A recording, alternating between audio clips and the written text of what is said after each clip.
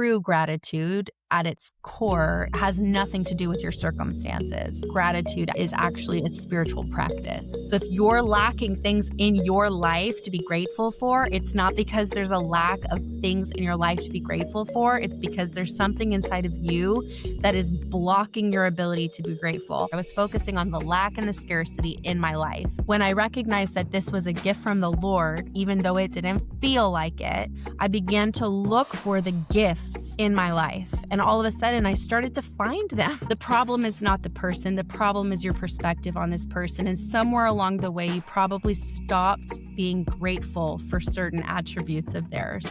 So you've got to change the way you look at people. The feminine energy is an energy of receiving. When a woman has blockage to being able to receive, it's indicative that she's disconnected from her feminine essence and she's operating out of that masculine. We find what we look for. So if you don't like what you're finding, you gotta question your own internal search system. What's compelling you to find that? I'm not here to dismiss the fact that life is difficult. Some of us are grieving. There are real challenges that we face. It's not about being positive. It is about having a perspective shift. Happy Thanksgiving! Happy Thanksgiving! Happy Thanksgiving week. Thanks for joining us. We have a special offering for you today. And hopefully it'll help you have the best Thanksgiving ever. Mm-hmm. Mm-hmm. Mm-hmm. Cheers, you guys. Cheers with their mugs. Our little matchy mugs. Tanya bought us these beautiful matching little mugs so we can all sip them during our little podcast recording. Give thanks. Give thanks. Yeah. Well, because I'm so thankful for you guys. And we had talked about doing something themey for this episode with like a background or something. And then I saw this cute little mug and I thought, oh, this would be such a great little gift to send them as a thank you. And then also it could be our little Thanksgiving thing that we share together. But now every time I drink from this mug, I'm going to think of you guys. No, likewise. I'm like, Josie, don't touch my mug. This is my flag. Mine. Mine. How's everybody doing? Mariah, how are you? I am. Currently, I'm relieved. I'm here. It's working out. We're good. But it was a whirlwind to get here. And to be honest, I was a bit irritable this morning. I think it's due to lack of sleep last night. And then there's other things that kind of made it more, but I recognized and I was very aware. So I'm good now. Yay. Well, I'm so glad you're here. I didn't want to do this episode without you. It's our first holiday episode, and I feel like we all need to have a seat at this table. It's a big milestone. Yes, I was so excited to be here too.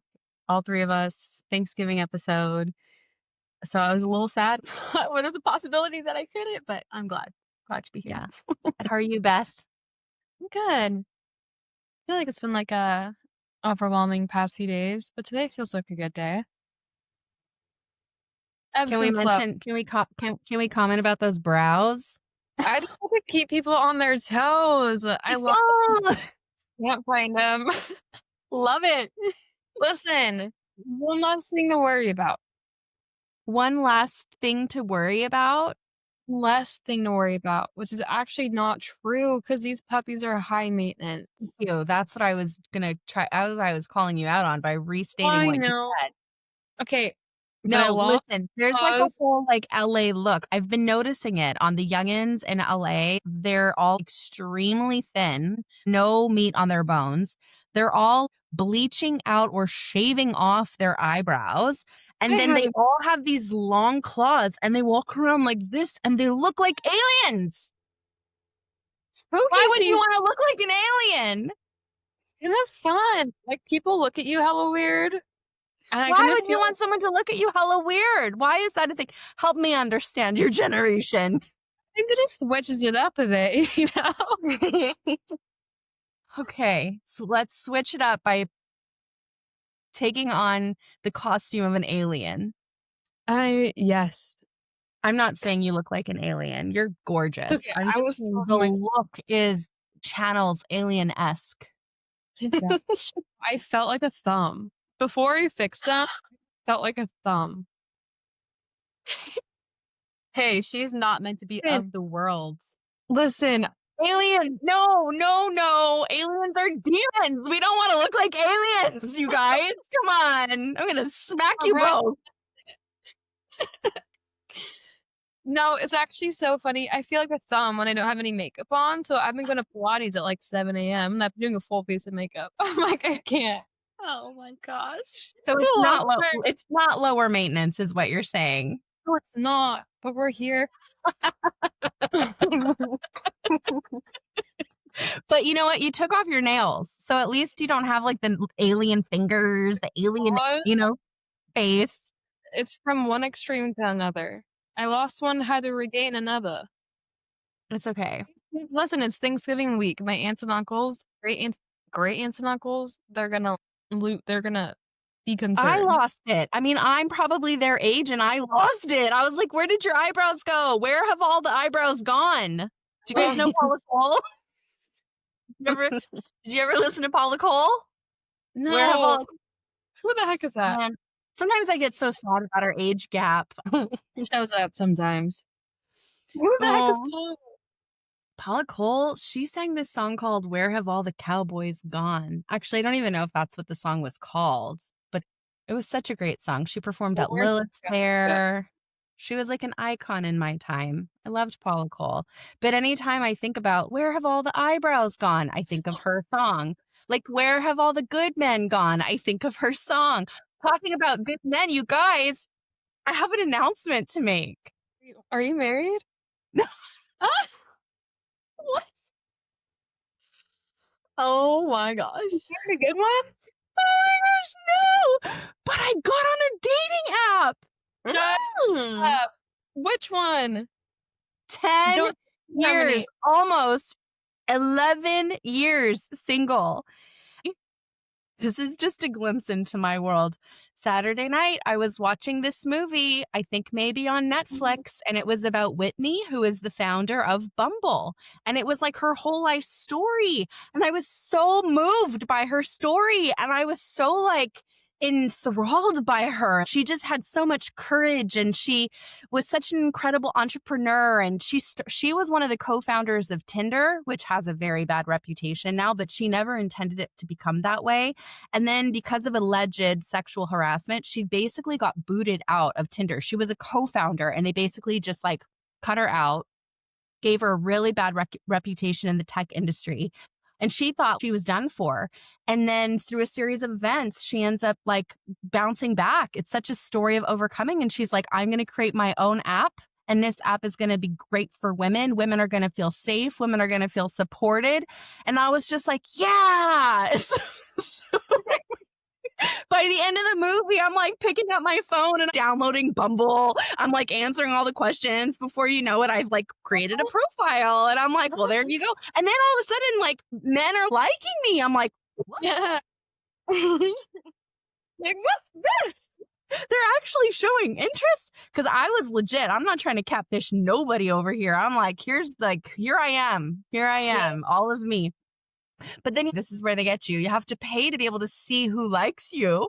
So then I was like, you know what? Let's just do it for a month. So I did. I did it for a month. And now we're on day 6.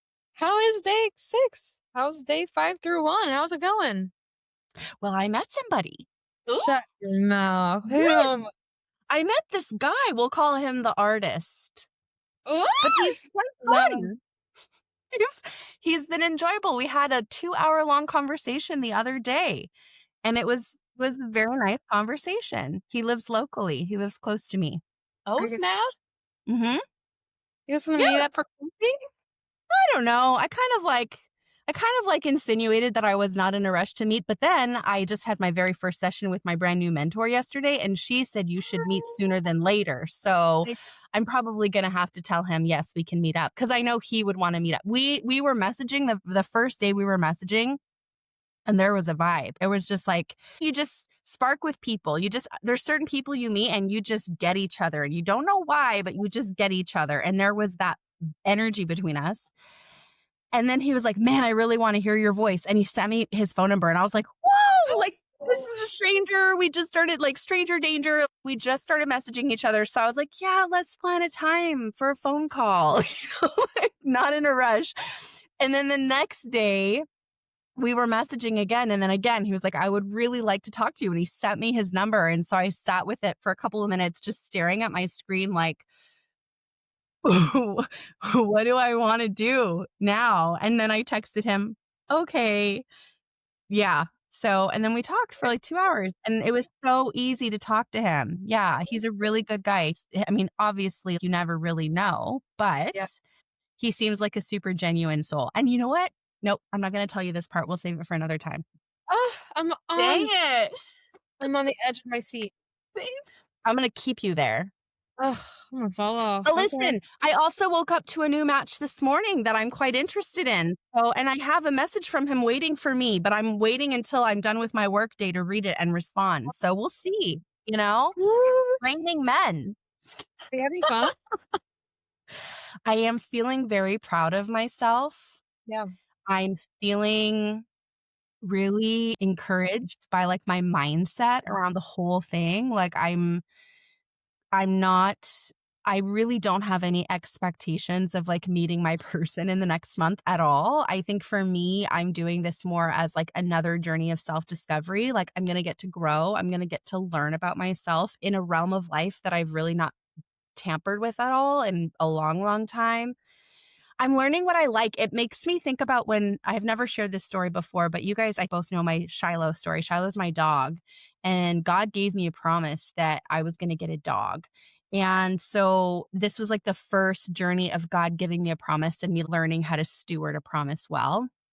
Part of the journey of receiving Shiloh was that I would go a couple of times a week. I would go on petfinder.com and I would scroll through and I would see the different dogs. And through that process, I started to discover what I wanted and what I didn't want in a dog because I'd never had a dog before. I didn't know what I wanted, right? So I was like, oh, I definitely don't want a male dog. I definitely want a female dog. And I started to go through this process of elimination.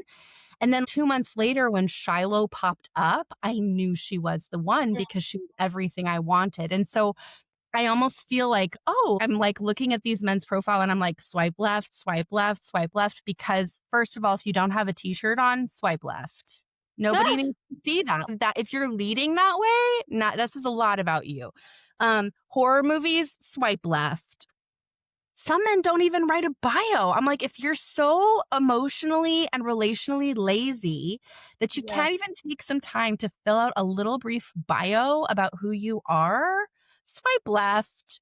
The real kicker for me is these guys don't know how to communicate. I mean, some of them do. A very few of them do. But like some guys think communicating is sending an emoji or a GIF. GIF? I say Actually, GIF. GIF? I don't know. I've never decided. You know what I'm talking about. Yeah, I'm like, yeah. that's not a conversation. You can't get to know somebody through GIFs or GIF. Or just like a hey.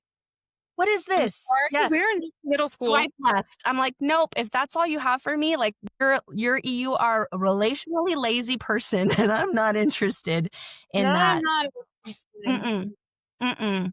Excited for So you slim pickings, but so far two too. in Yeah, 6 days. That's not too bad. it's more than you had a week ago. Yeah. But I'm enjoying it. It's been fun and it feels really healthy. I'm not obsessing like, "Oh my gosh, Yeah. is he going to message me back? Why hasn't he messaged me back?" You know how we girls can be. We can be planning our wedding after like one good conversation with a dude, right? I mean, I used to be that way when I was much younger, but nope, not doing that right now. I just feel like I'm really grounded and it feels really good because I have a very, very bad history with the choices that I made in relationship with men. So to be stepping into this and recognizing we talk about here these growth markers, I'm like, whoa, this is a huge growth marker for me. So No, I'm it's proud really of myself. I'm proud of you too, and it's so beautiful to hear like a healthy experience with dating apps. So I think there's such a bad stigma to it. Maybe I could do some dating app coaching. Listen, I have a few friends who found their significant others on like Hinge or Bumble. So there's some success stories out there for sure. Yeah. I'm excited for Well, you. I'm doing it through November. I'll keep you guys posted. I have 0 expectations other than having a good time and learning about myself. Yeah. And then I probably won't do it in December, but who knows? Maybe in the new year, I'll give it a try again. Yeah. No, I love that. Yeah. Yay! I've been wanting to tell you guys, but I wanted to save the big reveal for this moment, so it was like an authentic moment on camera. Girl, it was authentic. I'm excited for you. We need tea time Yeah. every week now. Tea time with Tanya. Mariah, do you have anything you wanna say? Yeah, I'm trying not to like talk over you guys. Sorry, I'm just yapping. Go ahead, girl. No, yeah, I'm super excited for you too. I would not have expected that kind of announcement just because I've seen or I've heard you talk about these kinds of things in the past before, just dating in general, but that's so cool, and it sounds like a super healthy starting off, and I like to experience it through you because 'cause I'm like, I look at people dating nowadays, and I'm like, "Oh, I'm so glad I'm not dating right now. I don't have to date ever again, hopefully, like, God willing, I don't have to date ever again," you know what I'm saying? So, yeah, I love to see this for you. I think there's an overarching, like, lack of intentionality in society, and so but I'm being very intentional. Like, the first night that I was texting with the artist at, like, 9 o'clock, I was like, "Okay, I'm unplugging for the night. It was really nice chatting with you," and, like, I ended it. I'm like, "I do not need to be texting with men late into the hours of the night." 0 interest in that. We had, like, a 2-hour-long conversation, but we didn't go into our trauma. We didn't go into all the heavy stuff. We talked about things, we got to know each other, but I think I lacked this ability to pace myself when I was younger because I was just so desperate to be in a relationship and I just wanted to be loved. And that was the goal. And so I think now, because of hindsight and hard lessons learned, that's the goal is not to be in a relationship. The goal is not to get married. That's not the goal. The goal is to keep honoring myself. The goal is to show up authentically. The goal is to make good choices. The goal is to choose wisely. So, yeah, No, love that. I'm thankful that with the Lord, we have second, third, fourth, fifth chances. There's always hope with Him. And just because most people think it's a bad experience, you get to decide what kind of experience you make it for yourself. I Yeah, that's beautiful. I'm excited for you, girl. Thanks. Do you guys have any updates? No, ma'am. I've been feeling kinda hopeless in my little situation lately. So what you just said has been really good. It's one I know about we're gonna have to get off. We're gonna have to talk. We have some things to catch up on. we have some things to catch up on. I think I haven't been wanting to talk to anyone about it. So, anyways, Yeah. yeah, we'll talk. Mhm. And I've noticed that you've not been asking questions or sharing as much lately, and I give you that space because I don't wanna be telling you things if you're not ready to hear it or you don't wanna hear it. For sure. So, yeah. Well, I thought that since this week is Thanksgiving week, as cliche as it might feel, I thought, why not talk about gratitude? I would have never guessed. Yeah. Let's do it. You're so hilarious. Gratitude. But the thing is I feel like gratitude is one of those you hear things over and over again and you just start to think you know it all. And so you almost don't pay attention as much. You're like, oh, I've already read this. So I've already heard this. Oh, I've already heard people talk about this. I already know. I already know. But I think one of the things, if you think back to the 7 pillars of mindfulness that you guys did, do you remember what one of those pillars were? Well, one of them was gratitude. Yeah. Um, But, like, specifically speaking into that mindset of I already know. What's an opposite mindset? Curiosity. Curiosity, yeah. Curiosity is a mindset, definitely. And the specific one I was thinking of was the beginner's mind. Beginner's mind. Yeah. You remember, Beth? Now I do. Now you do. So the beginner's mind. So I just want to encourage our friend who's listening. Listen, you've probably heard a million talks on gratitude. Everybody talks about how gratitude is so important and da da da da da. But just for today, just for this conversation, keep a beginner's mind. Show up like you know nothing about the topic. Show up expectant that there's going to be something from this conversation that you're going to glean. And when you're looking for gold, you find it. So I really believe that if we show up and we think we know it all, we'll miss out on so much. But when we show up and we're hungry to learn, we can receive so much. And so I'm hoping that this episode is going to talk about gratitude in a fresh way. But also instead of just taking it as information, I'm hoping that this is a conversation that evokes self-reflection. So thinking about your own life and the things in your own life that may get in the way of having a heart posture of gratitude. Because gratitude is something that we all struggle with in different ways. So be honest with yourself, self-reflect, and show up with an open heart and an open mind as always. That's all that I ask for. So what do you Yeah. guys think? I'm ready. Yeah. Have you guys ever gone through a really painful time or a difficult season and somebody comes into your world and they just start preaching at you to be grateful and you roll your eyes at them because feeling grateful is the very last thing you want to feel in that moment? I'm not gonna lie, I feel like I've been the person that'd be like, "Just be grateful, it's all gonna work out, it's all gonna be beautiful." So, I'm sorry.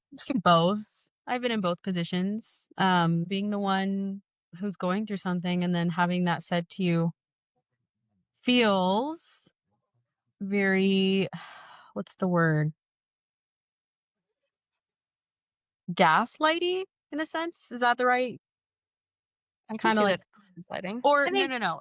dismissive. I would say Dismissive. it can feel very dismissive when you're going through a hard situation. I have a client that I'm working with and she found out some really hard news and she shared it with her friend and her friend was like, "Oh, just it's all going to work out. It's all going to be fine." And she just felt so dismissed by her response. And so I don't know if I would label it as gaslighting. Most people are not intentionally gaslighting. That's like a form of psychological warfare and I think that that term is overused in our society, but I Yeah. do think that because people lack healthy emotional relationship skills, we tend to dismiss one another and we don't mean to. We're like, no, just feel better. Like it's all going to be fine. Like we think that that's helping, but oftentimes it can be actually hurting. Right. So, Yeah.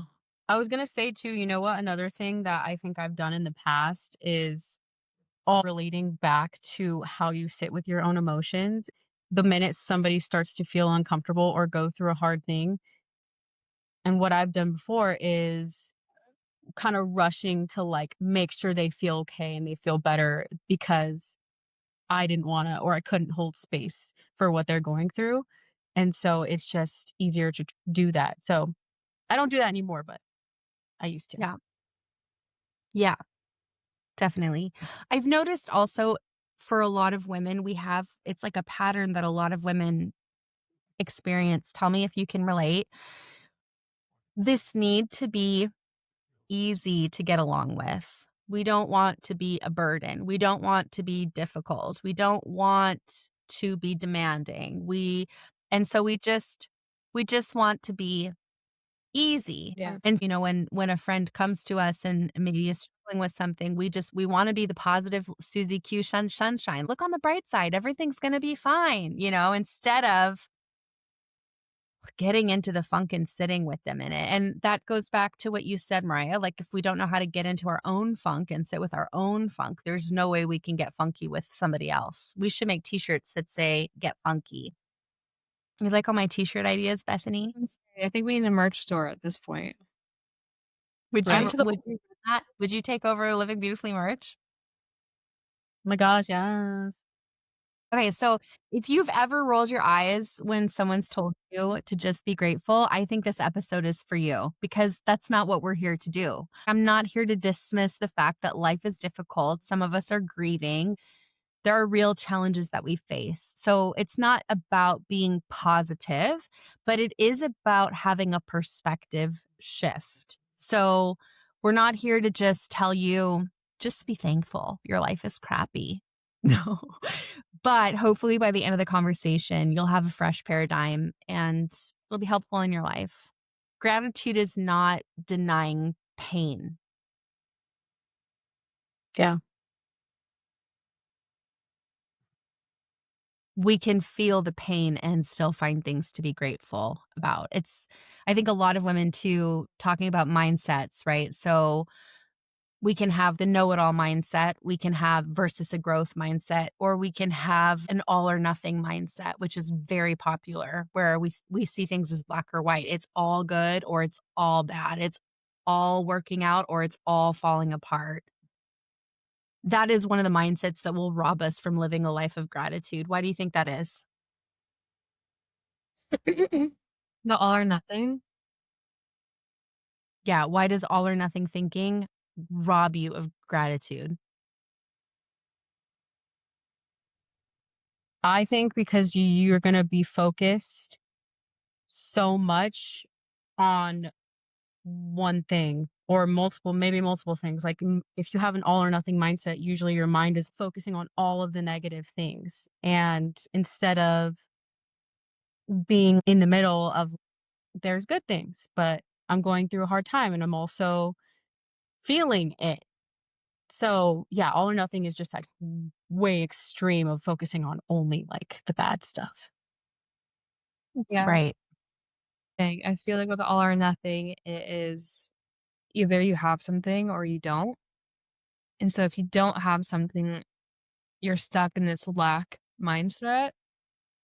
And in my experience, that's where hopelessness will set in, and there's no space in between for the process. And so it can be very heavy.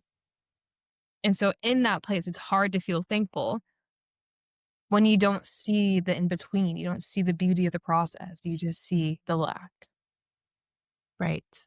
Well, and I think what you're saying is huge here. Both of you guys are talking about what you see, gratitude based off of what you see. And I think it's important to say that true gratitude at its core has nothing to do with your circumstances. True gratitude at its core is actually a spiritual practice. Bible tells us we can be grateful in all circumstances.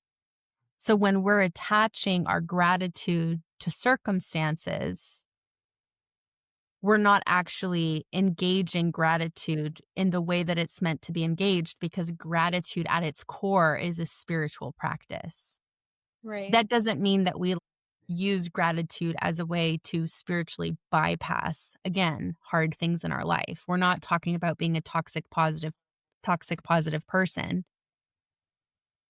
But even in difficult things, when we practice gratitude, it helps us to see things differently. Right. And that's ultimately the tool of gratitude. When God commands us to be grateful in all circumstances, I think it's because he knows that being grateful, even in difficult circumstances, is one of the means through which we begin to develop an elevated perspective on our lives. We begin to see things from a heavenly perspective and not so much from an earthly realm perspective. Does that Yeah. make sense? Yeah. 1000%. Any Yeah. thoughts on that? It's just good because it's not dismissive. It's just, it brings a sense of peace in the midst of the storm to have that heart of gratitude. And again, not dismissive, but it's a balance. It can coexist. And I think when it does coexist, it's beautiful. Yeah. But it's important to recognize that there also always needs to be emotional honesty. Because Right. again, it's not about using gratitude as a band-aid. Like, oh, I'm really unhappy, but I'm going to try to convince myself that I'm thankful. You hear that in people where they're like wallowing about their life, but then they're like, oh, but I'm just so thankful for this. And you're like, but are you really though? Because it doesn't sound like it. We don't want to be dishonest with ourselves. So for example, like 42 years old, single for almost 11 years now, gone through two really brutal divorces, no children. All I ever wanted was a husband and a children and a family.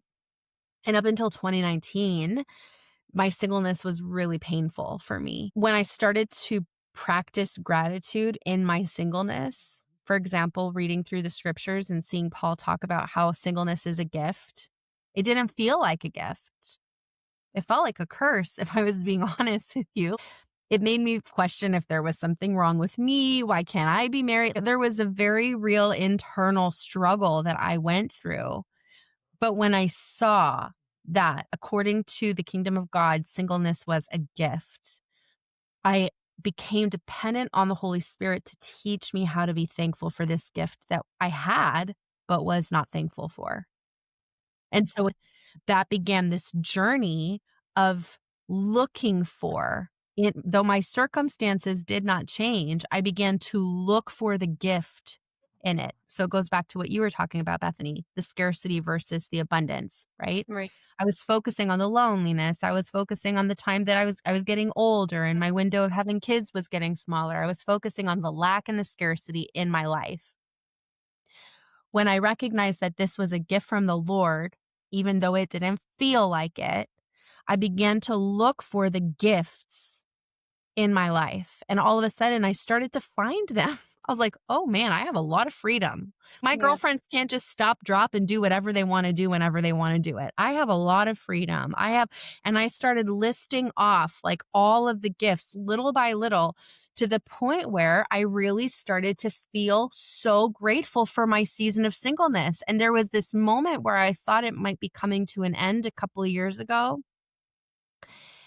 And I grieved it because I've come to love my season of singleness. And there are going to be things that I gain in marriage, but there are also going to be things that I lose. But again, circumstances didn't change. Perspective did through the spiritual practice of gratitude. No, it's so good. The other thing, so gratitude is a spiritual practice first, but gratitude has very real physical benefits. Do you guys know what those are? Scientifically proven benefits to our physical being. I don't know what they are, but I can imagine. Take Yeah. some guesses. I mean by that? Hormones. More okay. Hormones. Yes. Yes. Mm. Practicing gratitude helps balance your hormones. Practically speaking, because it lowers your stress, which lowers your cortisol. Mhm. Okay. So positive hormonal effect. What else? I don't know. It probably helps with depression. Yeah. Practicing gratitude. In some studies say that simply practicing gratitude can have the same effect on our biochemistry as somebody who's taking medication. Well, Wow. What else? You guys are good. You're good at this game. 2 for 2, Mariah. Huh? Sleep quality? Yes, sleep quality. Yes. And when you have healthier sleep, you have healthier relationships, you have lower stress, you have healthier hormones, you have healthier weight balance. Good sleep affects a lot of things in our lives. Anything else?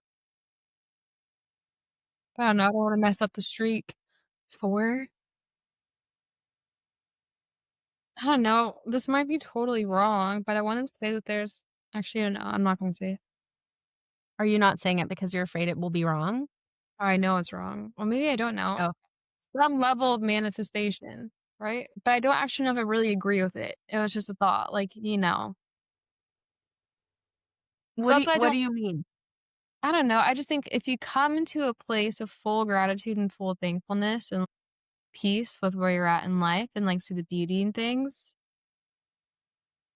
then there's probably a level of like, and maybe not manifesting necessarily. I actually don't really know if I believe in praying. I don't really believe in like manifesting. Gratitude. If you're like for me, for example, for me with my singleness, right? If I was looking at all of the lack in my life, that's what I was seeing, that's what I was reinforcing, that's what I was feeling.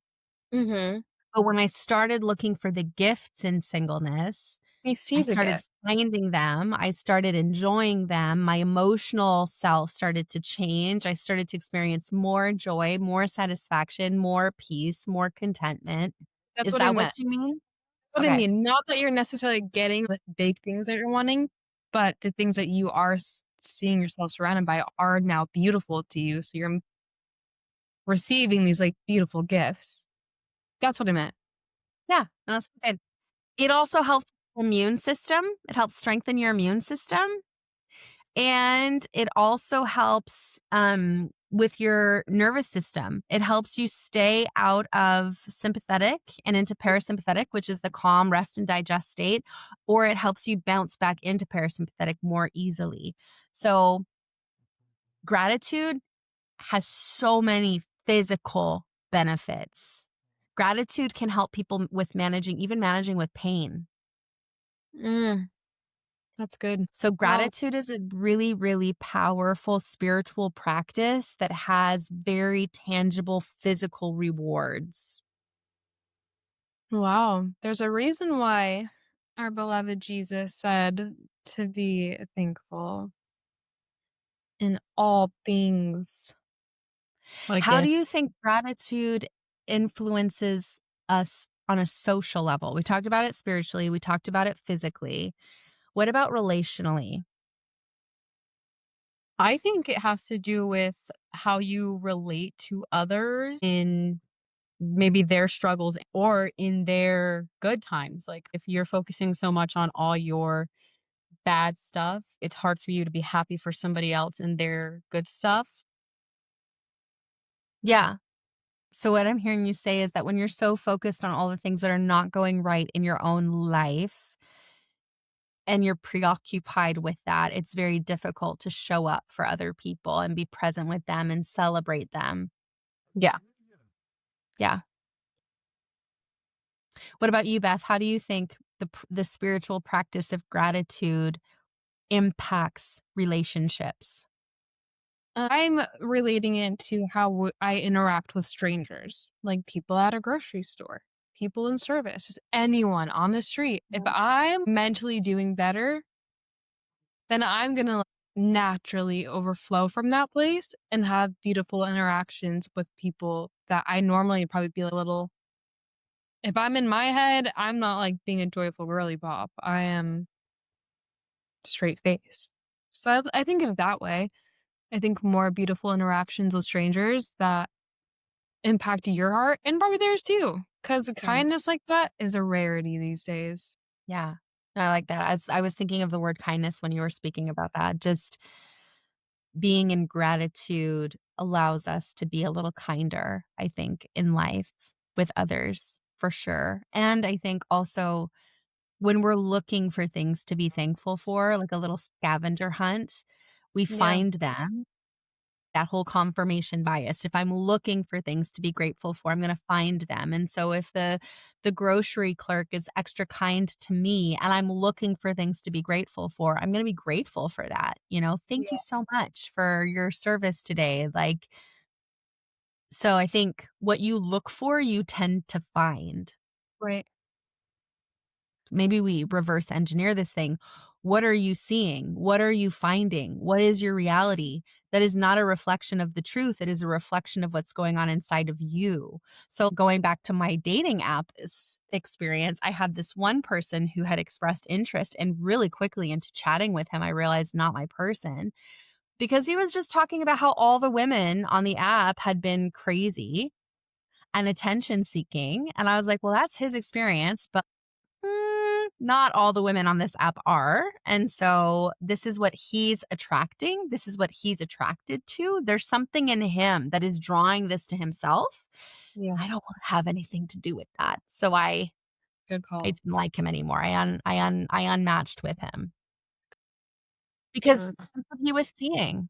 They're all attention seeking. Well, yeah, if you're swiping right on posts with men with their shirts off, you're probably you're attracted to attention seeking people, Right. right? Because people put themselves out in a way to get attention, and then there's people that put themselves out in a way that is not to get attention, it's to be known.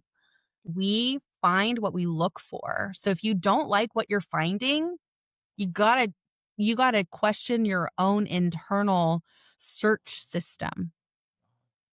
What's compelling you to find that? If you feel like everybody's angry all the time, what's inside of you that's making you see the world through that lens? If Yeah. you feel like nobody can be trusted, what's inside of you that makes you see the world through that lens? If you think there's no hope, what's inside of you that makes you see the world through that lens? Because we've said it here before and we'll say it here a million times. We don't see the world as it is, we see the world as we are. If you're lacking things in your life to be grateful for, it's not because there's a lack of things in your life to be grateful for. It's because there's something inside of you that is blocking your ability to be grateful. And there are ways to overcome that. Part of it is mindset. We talked about like catching yourself with all or nothing thinking, being more curious and inquisitive than judgmental. Some of these heart postures, letting yourself actually feel things instead of just like masking them, that kind of helps. But also recognizing that gratitude has nothing to do with your circumstances. It has everything to do with being a spiritual practice. And we can practice being grateful in every circumstance. And when we do that, our circumstances actually start to change. Not necessarily in the sense of I went from single to married, but in the sense that what was a very painful reality became one of the biggest blessings of my life. No, it's beautiful. I Yeah. just preached. You really did. Yeah. So good. Any thoughts on that? I'm like, okay, every night before bed, I'm gonna write what I'm thankful for. Right? I feel so inspired already. We're trying to find ways to like integrate this into my day to day because we have not been Mhm. thankful. No, well, listen, if you're feeling discouraged, if you're feeling weary, if you're feeling burnt out, if you're feeling burdened, if you're feeling hopeless, if you're feeling all these negative feelings, chances are if you just start practicing gratitude, a lot of that will start to shift in your life. And again, it's not to put a spiritual band aid on a real soul issue, it's to help you shift your perspective. Right. That's what it comes. We're not trying to dismiss pain. We're trying to expand perspective. Right. No, it's so good. Yeah. I'm going to say it boldly because sometimes you should. We should be the most grateful people on the planet. As followers of Christ, we should be famous for a few things. We should be famous for how well we love, famous for how generous we are, and famous for how much gratitude we embody. And I would say most believers are not famous for those three things. I would agree with that statement. Yeah. Thanksgiving Day is like one of those late annual cyclical reminders of the importance of being grateful, of Yeah. practicing gratitude. But we shouldn't sit around a table one day a year and tell the people we love how grateful we are for them. We should be looking for opportunities to be generous with our gratitude and be expressing our gratitude to as many people a day as we possibly can. And that actually leads into the next point that I wanted to make was that generosity is often connected to gratitude. Yeah, that makes sense. Why do you think that is, Bethany? Generosity is often connected to gratitude. I mean, when I think of generosity, I even think of like a just like financially being generous. If I'm in a place of gratitude for my situation and feeling that abundance, even in the midst of like lack, right? It becomes a gift to be able to help someone in need because I have the perspective that I am in a good place. I am taken care of. Things are working out and I am covered. I just think it's easier to be generous when you have that place of gratitude because you have that, like, positive, peaceful mindset. Yeah. Well, and generosity is not just about finances. No, for sure, that's just where my mind went. We can be generous with our time. We can be generous with our resources. We can be generous with our expression, generously sharing how much we appreciate people and specifically what they did and why we appreciate them. I mean, I feel like I lavish that on you guys all the time. I am like a verbal affirmer to the max. And that in and of itself is a form of generosity. The Bible says that we're more blessed to give than to receive. Yeah. There's more of a reward in giving and focusing on what we have to offer others and how we can enhance others' lives than in being preoccupied and self consumed with how we can get or how we can hoard what we have. So if you're having a hard time being grateful, one of the things that you can do to kind of kickstart it, like interrupt the pattern of ungratitude or just taking things for granted or feeling entitled, is to consciously find ways to be generous with others. And maybe it is through sending a little gift. Maybe it is through giving a financial gift to somebody that you know is going through a hard time. A lot of people just lost their EBT benefits. A lot of people, they don't have their grocery budget for it. What can we do? Maybe it's going to the grocery store and buying a bunch of groceries and bringing it to your local food bank so that people have food for the holidays. There are families that are not going to be able to afford to feed their kids because there's no EBT for the month of November so far. So what can we do? How can we show up in the world in a more generous way when we start removing our mind from all the things that we're lacking and that aren't going well in our own lives, and we start looking for ways to be a blessing to others? It opens us up to be so much more thankful for what we do have. Yeah. And it takes our eyes off of the lack and the scarcity, and it puts our eyes on giving to those who have even less than we do. It just Yeah. puts things, again, it puts things in perspective. Yeah. So, generosity is huge. The flip side of this is a lot of women have an easy time being generous and a very hard time receiving. Mhm. What can it look like if from your own example, maybe you can think of, friends that you know, what might it look like to have a hard time receiving? One of my really good friends has a really hard time receiving anything, compliments, affirmation, help, any of it. She just has the hardest time receiving. It's so uncomfortable for her. Love her so much if she's listening. One of my coworkers the other day, her arms were full of things. She had all of her stuff. She's a teacher at the studio that I work at. And I said, "Let me help you." And she said, "No, no, no, I've got it. I've got it." And I'm like, "Okay," and she's like, I can see like she's piling it on thick. And I'm like, "No, really, I can help you." "No, no, I got it. I got it." Finally, I like grabbed her little water bottle and I was like, "I'm helping you. This is a lesson in receiving." And she stopped and looked at me. She goes, "I do have a really hard time receiving." I said, "Yeah, most women do." And I literally just carried her little water bottle while the rest of her arms were full with everything, and it made her so uncomfortable, but it was a good discomfort because it was a confronting discomfort. It was like, "Girlfriend, I could have helped you. I could have helped you carry half of this stuff." And I told her, I said, "Just because you can doesn't mean you have to." Right. So I think one of the reasons why we have a hard time being grateful is because we don't actually allow ourselves to receive. It's so deep rooted. It's such a deep rooted belief. And the thing about receptivity is that the feminine energy is an energy of receiving.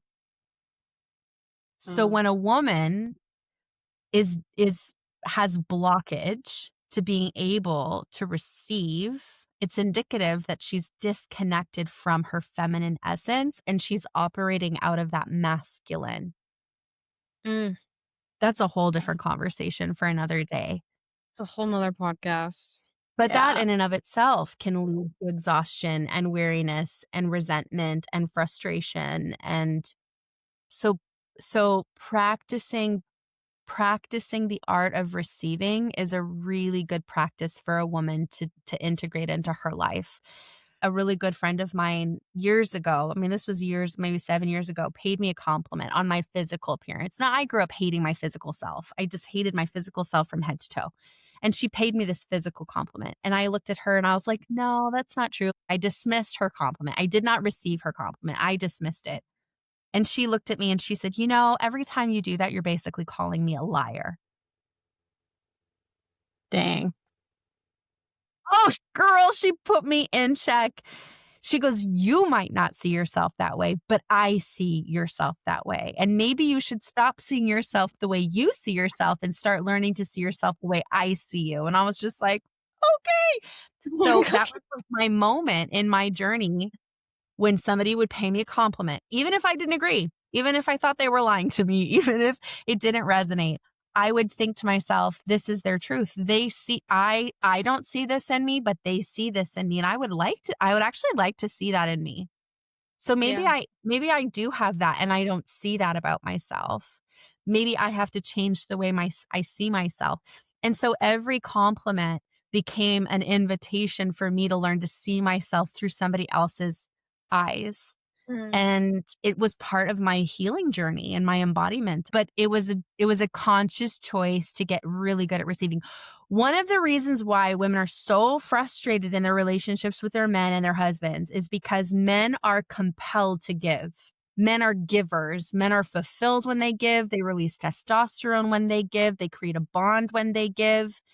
But because women don't want to be a burden, don't want to be needy, don't want to be difficult, want to take care of ourselves, resist what men have to give. And oftentimes in the foundation of a relationship, it's like, no, I can open my own door, or I can carry the bag, or I can do what you can do. I can do it just as good as you, right? We have this like post-feministic mindset of I'm just as strong, I'm just as capable, I don't need you. But men literally are wired by God. Their design as men is that they release testosterone, they release vasopressin, which is a bonding hormone. They're compelled to give.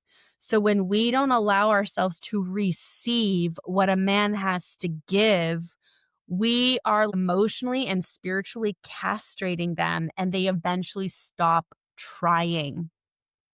Yeah. Wow.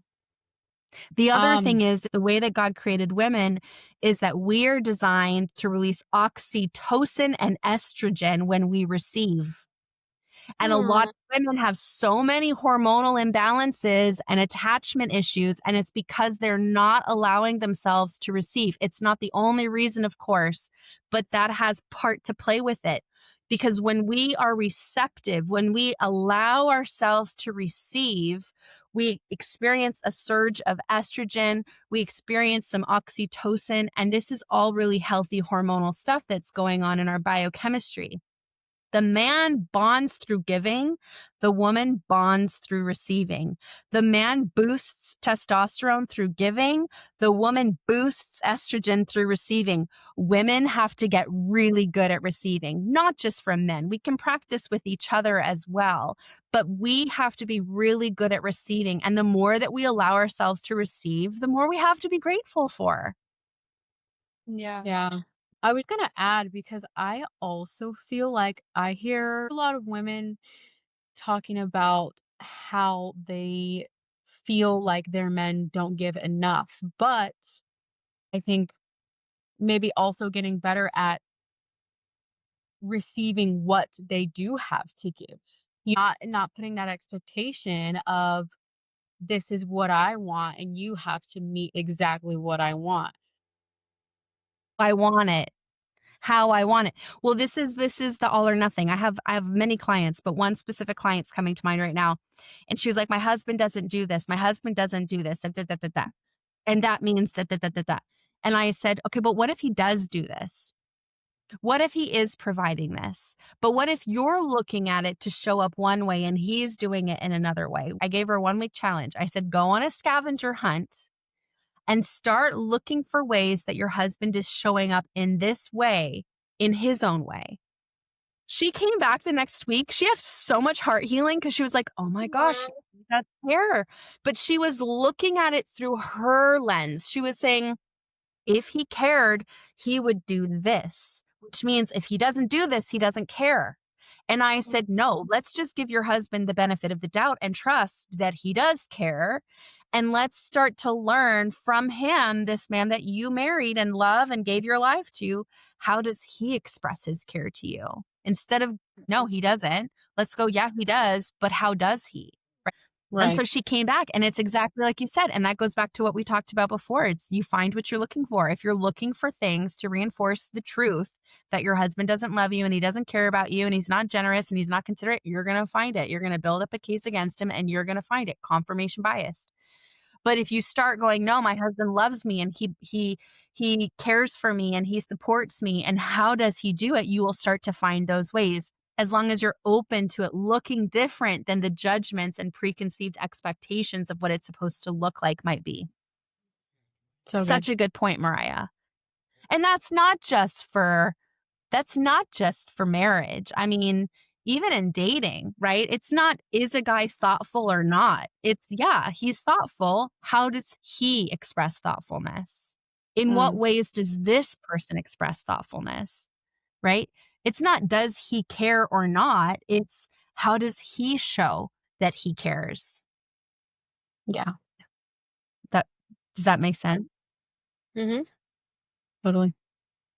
And Bethany, you mentioned earlier the scarcity thinking. I wanted to touch on that a little bit because there's scarcity thinking, there's lack, there's poverty mindset.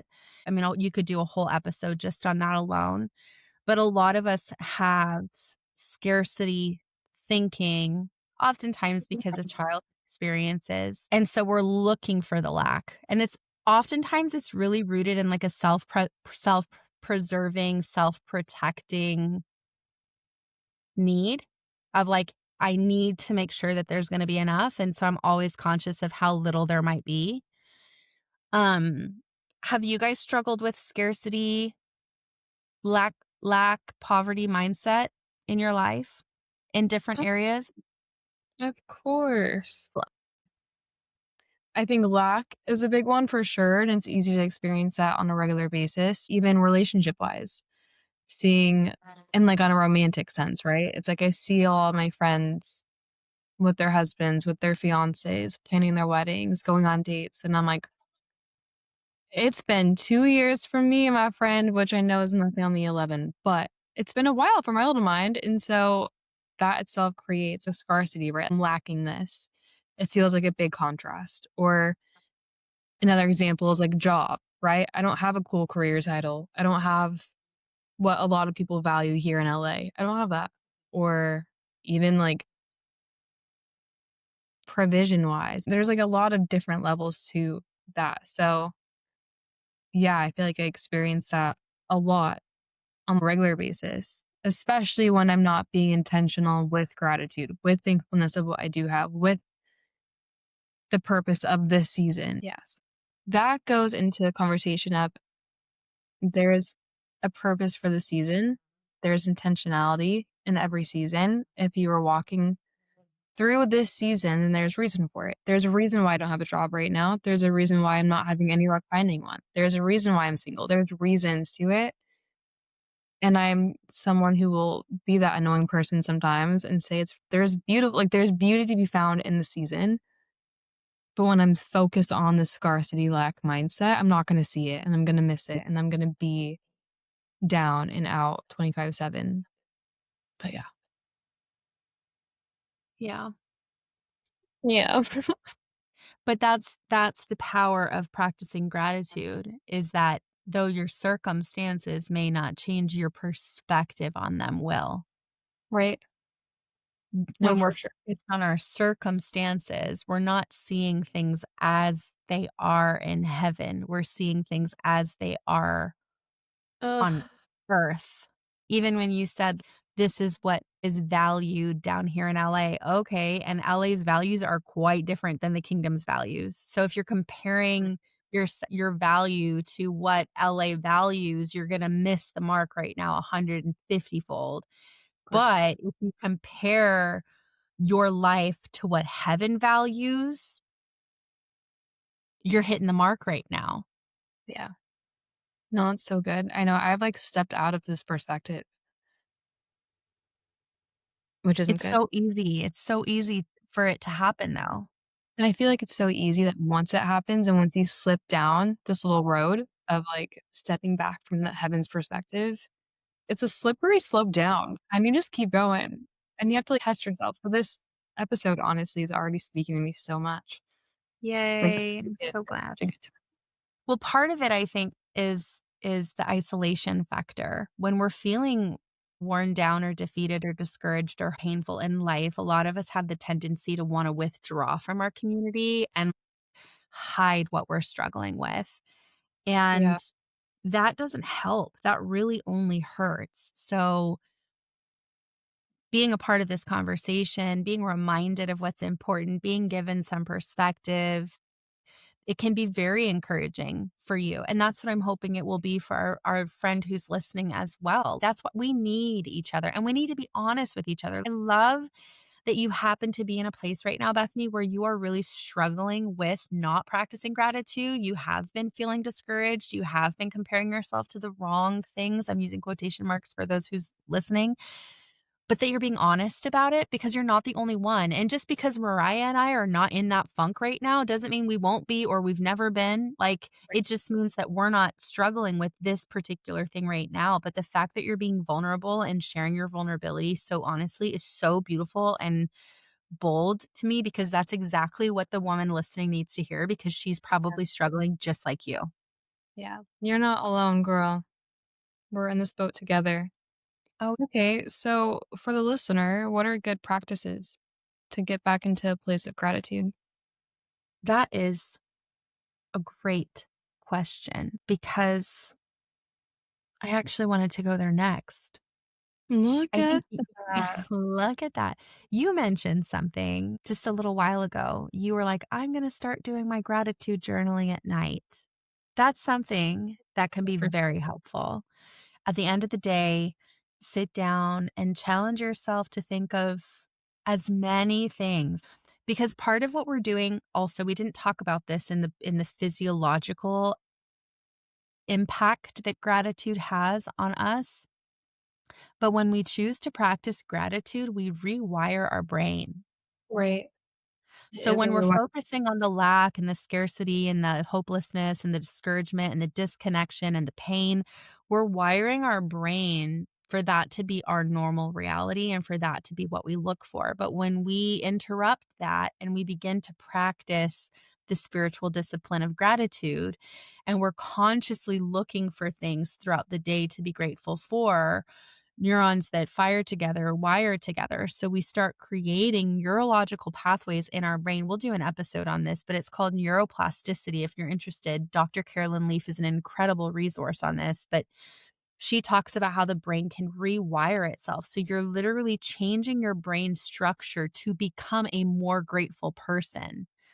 So journaling, writing things down is a great way to support that in happening, and I would go as far as to say when you are journaling, don't write the same thing down every day. yeah, challenge I'm yourself to find grateful for a roof over my head, I'm grateful for food in the fridge. Fine tooth comb your day to find something unique about that day that you're grateful for, because that's what really makes the brain muscle work. right, and I think a mental practice too that I am, like, thinking of right now is even going on throughout your day. What are listing things as I'm going? I'm so thankful that we have this time together right now. I'm so thankful that this is our conversation, you know? Yeah. And it's so cool what you said about the neuroplasticity, about your mind rewiring itself, because it's also biblical. And I remember you teaching this in your coaching, and that's one of the main things I took away from it too, is being transformed by the renewal of your mind. And that's a daily practice. It is a daily practice, and we are practicing something daily. Yeah. Whether we're intentional about it or not. We're practicing scarcity, we're practicing negativity, we're practicing hopelessness, we're practicing criticism. We're practicing that or we're practicing gratitude, we're practicing love, we're practicing patience, we're practicing Mhm. kindness, we're practicing generosity. We're every single day is literally a practice. Whatever Yeah. we practice, we perfect. But if we're not practicing something intentionally, we're practicing something unintentionally. And our Right. and our natural instinct at a physiological level is to take the easier road. And our primal instinct is always going to be looking for the scarcity. It's always going to be looking for the lack. It's always going to be critical. It's always going to be self-protective. So it takes a high level of intentionality to shift your Right. natural primal bend so that you can begin to live in that supernatural spiritual led reality. Mhm. Well, Does that's that so make good. sense? 1000%. Yeah. I mean, that's another step to self-discovery is what is it about what you're thankful for that you're thankful for? Why are you thankful for that thing? Another practice would be expressing verbal gratitude. Verbalize it, Yeah. put it into words. So if there's something that somebody does, tell them you appreciate it. I really appreciate that you just did this right now. I really appreciate that you said this right now. I really appreciate that you made time for me. I appreciate this about you. It doesn't even have to be about what they did for you. It can just be about who they are. I really appreciate this quality about you, Yeah. No, that's right? really yeah. Um, Another one is being generous.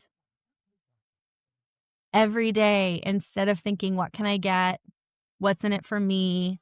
How does this affect me? I don't have enough. Choose to practice generosity. The opposite of scarcity is generosity. There's work to do to understand where that lack mindset comes from. There's deeper stuff to be done here, okay? Because it's not all about behavioral modification, but on a practical level, do the opposite. If you want your husband to appreciate you more, start appreciating your husband more. Mm. If you feel like you don't have enough money, but all your bills are getting paid, I'm not saying go bankrupt here, but if your bills are getting paid every month and you still are living with this mindset of I don't have enough, take a little bit of that extra that you have every month and go give it away. Go buy groceries and bring it to a food bank. Go give it to a neighbor or a friend or a family member that you know is going through a hard time. Go be a blessing to somebody. Every day wake up with that heart posture of how can I be a blessing? And it doesn't always have to be in a big way. The other thing I want to really challenge somebody on, I don't know who this is for, but this is for somebody. Maybe it's for all of us a little bit, but it's so easy to be kind, patient, generous, grateful with people who are far removed. The grocery store clerk, the stranger, the person that we're walking down the street and we cross paths with, the people at church, the people at school. It's a lot harder to do it with your husband. It's a lot harder to do it with your in-laws. It's a lot harder to do it with your friends. It's a lot harder to do it with the people that are in your inner circle. The people that are in your inner circle should be the people getting the best of you. And if they're getting the worst of you, you got to check in with yourself and figure out why, because it has nothing to do with them. It has everything to do with you. And that's not to shame you or condemn you, but it's to encourage you to stop making excuses for your shortcomings with the people that matter the most to you and go, well, I'm fine at church and I'm fine at work and, I'm kind and I'm generous and everybody outside of my home gets the best of me. But the people that my life is interconnected to get the worst of me. That's not okay. So the people in our inner circle, those are the relationships that matter the most. The people that you're going to be spending your holidays with, those are the people, your family, your closest friends. How you treat those people matters so much. So if you're struggling in those relationships, that is something worth exploring. And I would start by challenging you to look for something to appreciate from each of them. There's got to be something that you can appreciate from them. And there's got to be something that you can do for them. And again, maybe it's just being appreciative. Maybe it's just being a little bit more thoughtful. But when people say this really rubs me the wrong way, when people say things like I really don't like this person. J- That's not there's not one single soul on this planet that has breath in their lungs that Jesus does not like. Yeah. The problem is not the person. The problem is your perspective on this person. And somewhere along the way, you probably stopped being grateful for certain attributes of theirs. So you've got to change the way you look at people. One of my prayers, and you guys can pray this if you want. You can pick this one up. I've been praying this for years, but I pray constantly that Jesus would help me see people the way he sees them. Yeah, it's a And good I've prayer. never met a soul that I haven't liked. Yeah. I might not like everything about them, right? Or there might be difficult seasons they walk through where I'm like, oh, this person's hurting me a lot right now, and I'm going to take a little bit of distance.